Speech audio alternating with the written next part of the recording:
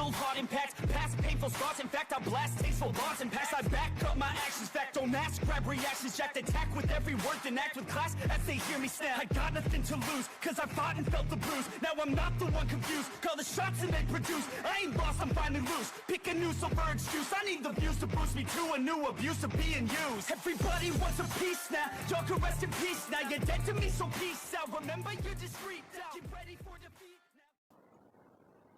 now. Alrighty. Hello everybody. This is Kirusho here.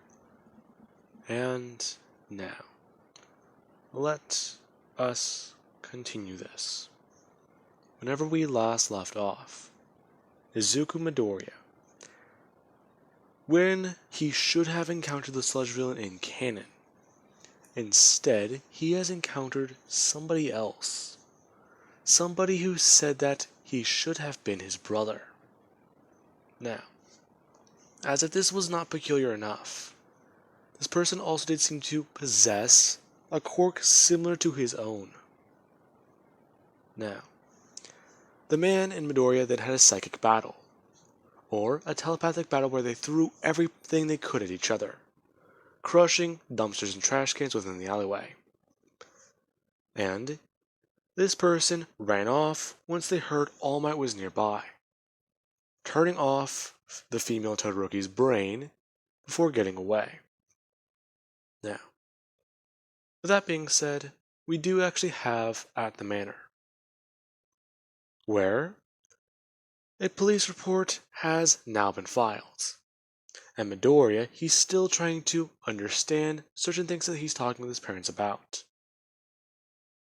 Now, the police report has been filed, the area has been inspected, and Mr. Yaoyorozu has actually,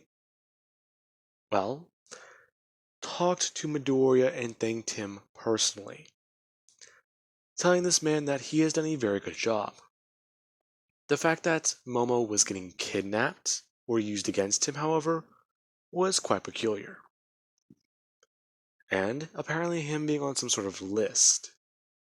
That is the real tragedy here. Now, with that being said, we do have later on into the night. Midoriya has been given a ride home, and police and certain pro-heroes are now patrolling the area around his apartments to make sure that nothing more would happen to Midoriya. And we actually do have inside, where Midoriya, he's put his clothes in the laundry and has taken proper care to get the bloodstains out of them, along with the rag that he was given. Now, with that being said, Midoriya has taken a shower and has already sat down for dinner, trying to talk with his parents about it. However, they do seem to be quite quiet. And the situation does seem like it's rather peculiar, as his mother and father are both eating, and not even trying to say a single word, until Midoriya finally does break through the silence. Him finally picking up his fork and bringing it down into the pork, or the pork chop and mashed potatoes, with a side of green beans, asking his dad if he understands exactly what happened to him today. To which he does hear his dad's fork clank against the plate, before he does sit it down and begin to use telepathy, as he does at least fold his hands onto the table, balling his right hand into a fist while covering it with his left hand, trying to tell his son that he's going to be honest with him. He has a theory. The fact that Midoriya is on a list, well, he's guessing that it's not just that, with all the information that he's handed over to them, the authorities, and with the fact that that other girl was on the list as well. What was her name? Todoroki, correct? Yeah, Endeavor's daughter. Understandable. So, him turning to Inko, him then watching as these two have a conversation. Midoriya, him at least going to cut his pork chop before putting it into his mouth as his dad does begin to talk with his mouth, telling his son that they have a secret they need to tell him.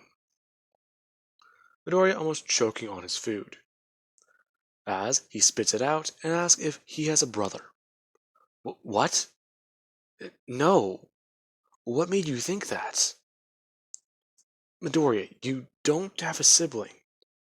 Son, it's not that type of secret. Besides, it would be awkward if you did. But the guy called me his brother. Or he said in another life we would be brothers. It doesn't really make too much sense. Well, Zuko, that's because me and your mother were not supposed to marry each other. What? Yes, it is true. Hell, we hope that you wouldn't notice it or learn about it so soon. In fact, we had the idea to tell you whenever you were older. Wait, so what do you mean? Midoriya, my son, you know how your mother has an extraordinary quirk? Yeah. And you know how I have my quirk. Think about the way I use it. Cut the restrictions I allow you to have. And, if you wanted to, cut the restrictions on being a good person. What do you think that my quirk would be able to do? Let alone your quirk and ability. Yeah, it's kinda scary when you think about it, Dad. But would you elaborate? I don't think I follow. Your mother and I, we were both in, well, our parents were somewhat controlling. And that's actually somewhat of a part of how we met. One day, my family, they decided that they wanted to do what their family did, and before them. Quirk marriages, the laws on them have been somewhat loosened, or have just not been very thorough. So, well, more common families can do it. And our families used to be the same way. You see, as far back as quirks have been discovered, my family has done it. And I believe your mother's family has too. Inko confirming that after the second generation was when her family started. Hmm. Uh, okay. So, I'm. Okay, so you weren't supposed to marry each other. But then, how did you two meet? It's quite simple. Call it a fairy tale romance if you want to. But, well, I was due to be on my wedding day. His father goes on stating, talking about how the woman he was supposed to marry, she had an extraordinary quirk like his own. And she was crazy. In fact, possibly even mentally insane. He saw what her family did to her, and his parents were the same way. The fact that he was not insane was surprising. It would have even happened to his own brother. I have an uncle? Yes. However, we do not speak of him in this house. Oh, what happened to him, Dad? His father remaining silent. before continuing on to the story, talking about how Inko, she herself was pent up. Inko then actually explaining that Hasashi needs to let her explain this part. Inko talking about the arrangements. She was meant to marry a man, and his quirk was different than any quirk she's ever seen before. In fact, she doesn't even really know the best way to describe it. It's been a very long time. She knew the man for only a few months before their parents both decided to arrange it. And they were at a park one day, trying to talk and understand it all. The man, he seemed to be very obsessive and trying to be controlling. In fact, she'd say that he was a genuine psychopath. And he tried to, well, convince her just to run away and elope with him. And it sort of just became a conversation. In fact, she was almost kidnapped. And that's whenever Hisashi showed up. He was running through the park and he could hear her scream. And all of a sudden he just showed up. Him and the man fought hand to hand before the man tried to use his quirk. That being whenever Inko stepped in. And Hisashi, he was able to actually get an opening. As he laid there with one of his arms broken, he was actually able to spin around and get up off the ground, bring his hands up and immediately turning off the man's mind, before erasing memories in his head as well, of the last couple of minutes. All he remembers is he was attacking her. Then all of a sudden, snap. He wakes up on a park bench. And she's gone. Now, his parents do continue on with the story, talking about how after that, Inko took him to a hospital. And after the two had a conversation, they decided that it would be best if they tried to leave the city. Afterwards, they actually hopped on a plane and came to the other side of the country. Ever since then, they've sort of just were friends. Until they learned that they had a lot more in common, and then, you know the rest. Eventually leading them to become pro-heroes. Their families don't really like them anymore, because they broke traditions, as it would be called. And, well, that's how we are here today. In fact, your grandfather, he has tried reaching out to me before. I still have the letters in our closet upstairs, or not upstairs, in my room. They're hidden in a dresser. He wanted to meet you and see if you'd be worthy of going by his name. Now, Midoriya is being absolutely bombarded with this information. He has a grandfather, he has an uncle, a crazy family he has never met. Isn't this just great? And apparently, he's on a simple list for existing. So what does this mean? Now, it is quite surprising.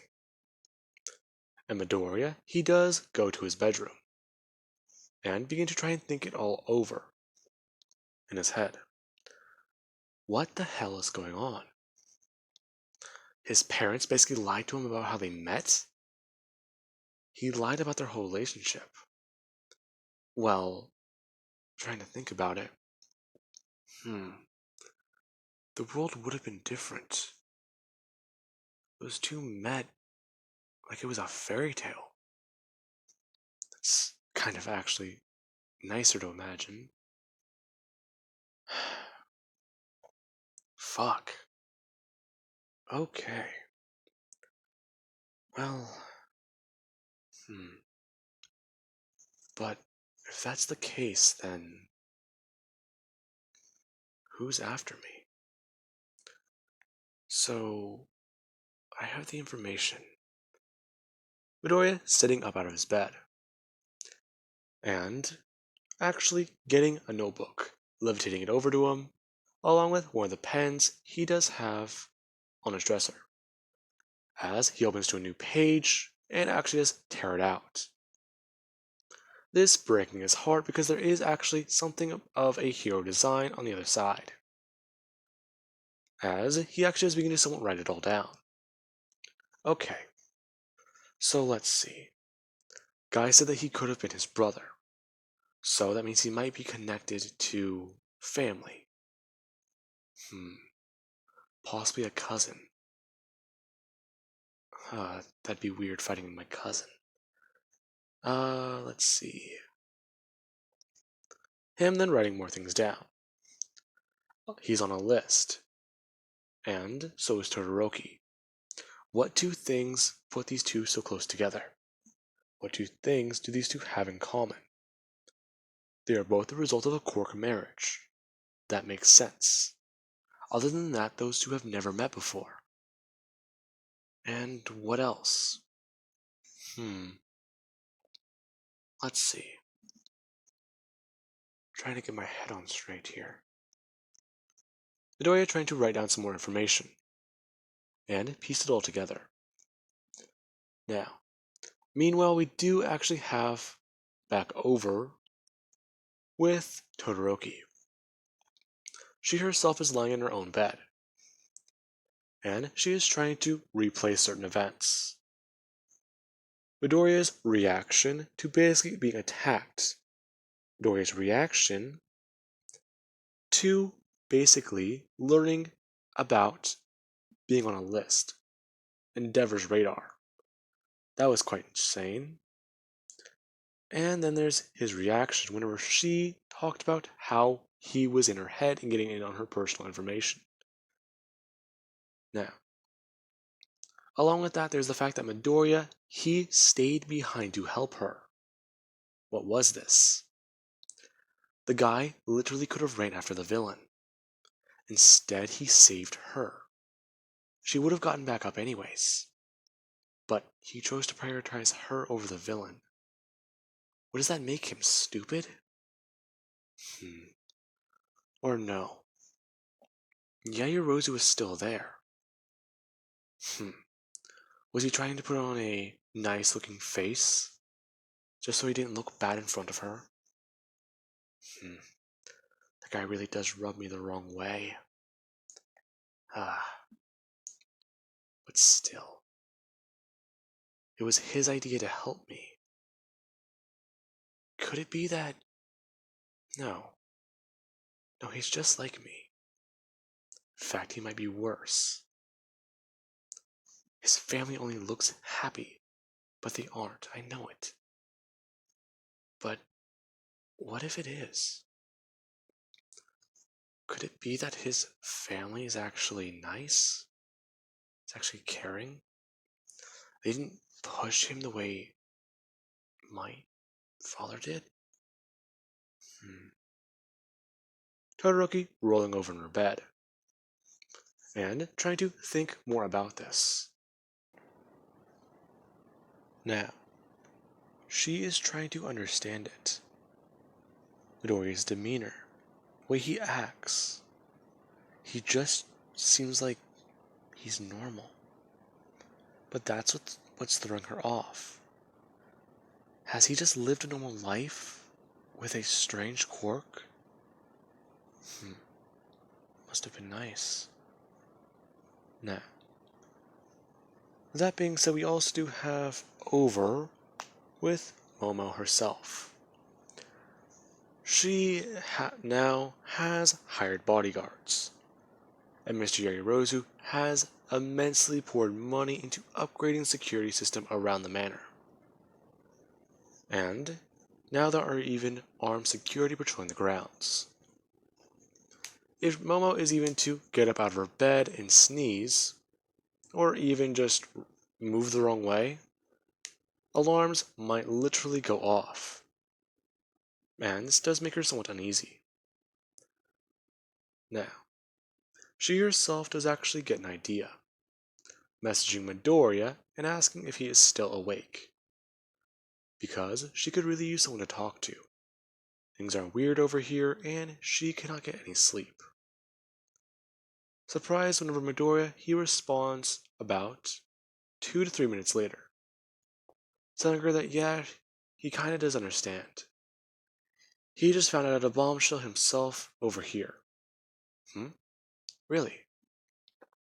What do you find out? Well, I'm still piecing it all together and trying to process it. But apparently my parents weren't supposed to get married to each other. Whoa. Are you serious? Wait, so how did they end up together?